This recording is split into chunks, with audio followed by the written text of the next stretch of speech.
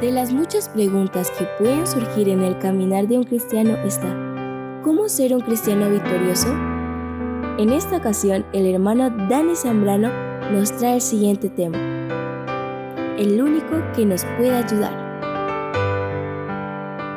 Bienvenido una vez más a nuestra serie ¿Cómo ser un cristiano victorioso? Vamos a orar para iniciar.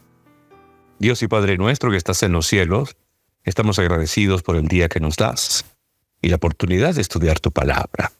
Permite que al hacerlo, tu Santo Espíritu sea quien nos dirija y nos guíe.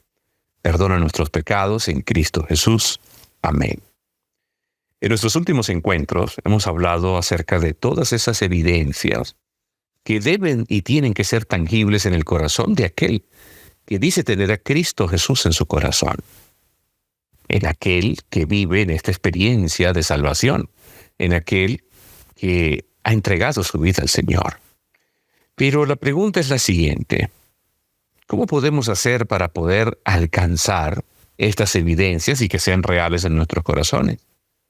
Hemos hablado de que no debemos de mirarnos a nosotros mismos, sino mirar al Señor, identificarnos con Cristo, ver a Jesús, la fuente verdadera, la base verdadera, ver nuestro ejemplo, ver a nuestro Salvador. Pero todavía quizás en algunos se les cuesta el mirar a Cristo o el pensar cómo hacerlo, y quieren hacer las cosas por sus fuerzas y por sus capacidades. Y no está mal que nos esforcemos, pero en el aspecto espiritual, si lo hacemos por nosotros mismos, vamos a fracasar. Ahora, ¿cómo podemos hacer? Bien, permítanme leerles de la palabra del Señor el libro de Romanos, capítulo número 7, versículos número 14 al 20, y luego leeremos el 22 y el 23. Y este pasaje de la palabra del Señor, Pablo, de una manera muy clara, nos dibuja un cuadro de su propia experiencia. Cuando él finalmente vio las exigencias de Dios y su ley sobre él, pudo escribir lo siguiente: porque sabemos que la ley es espiritual, mas yo soy carnal, vendido al pecado, porque lo que hago no lo entiendo, pues no hago lo que quiero, sino lo que aborrezco, eso hago.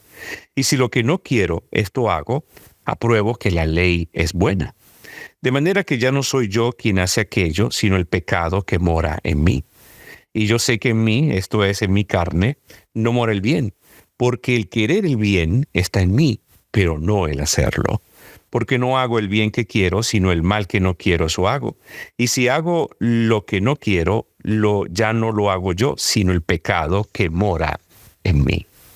Y los versículos 22 y 23 dice: porque según el hombre interior, me deleito en la ley de Dios, pero veo otra ley en mis miembros que se rebela contra la ley de mi mente y que me lleva cautivo a la ley del pecado que está en mis miembros.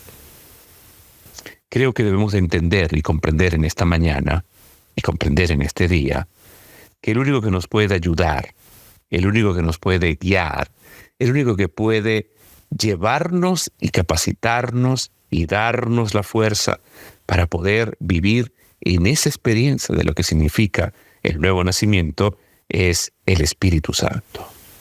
La consumación del plan de salvación, la cual hace todo esto en nosotros posible, la cual nos hace nuevas criaturas, la cual nos lleva a vivir en una experiencia verdadera, depende totalmente del ministerio del Espíritu Santo.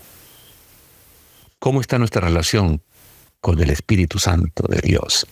¿Cómo está nuestra relación con esta persona de la divinidad, con quien también está involucrado en el proceso de salvación?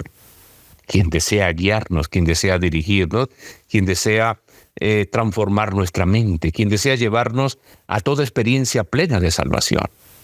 Y gracias al Espíritu Santo, usted y yo podemos ir a Cristo, arrepentirnos y por fe, permitir que el Señor pueda ser real y pleno en nuestras vidas.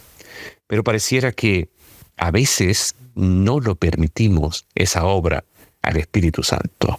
No le permitimos a Él que sea quien guíe, dirija y viva plenamente en nuestras vidas. El Espíritu Santo es el más elevado de todos los dones que Cristo podía solicitar de su Padre para la exaltación de su pueblo. El Espíritu Santo iba a ser dado como agente regenerador, y sin esto el sacrificio de Cristo habría sido inútil. El Espíritu es el que hace eficaz lo que ha sido realizado por el Redentor del mundo.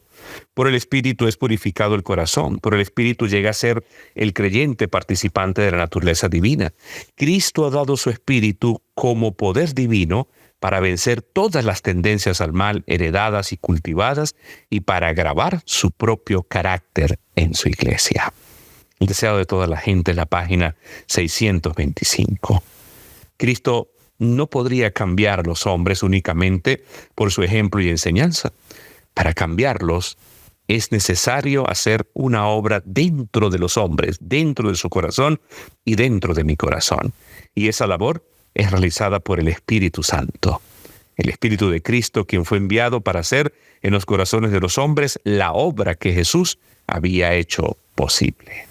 Así que creo que es importante que podamos entonces no solamente pedir perdón al Señor, sino también pedirle que su Santo Espíritu sea real y pleno en nuestros corazones.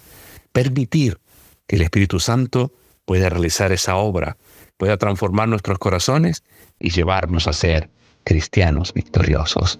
Pero es tu decisión. Dios te bendiga. Gracias por escucharnos. FLTV, un estilo de vida.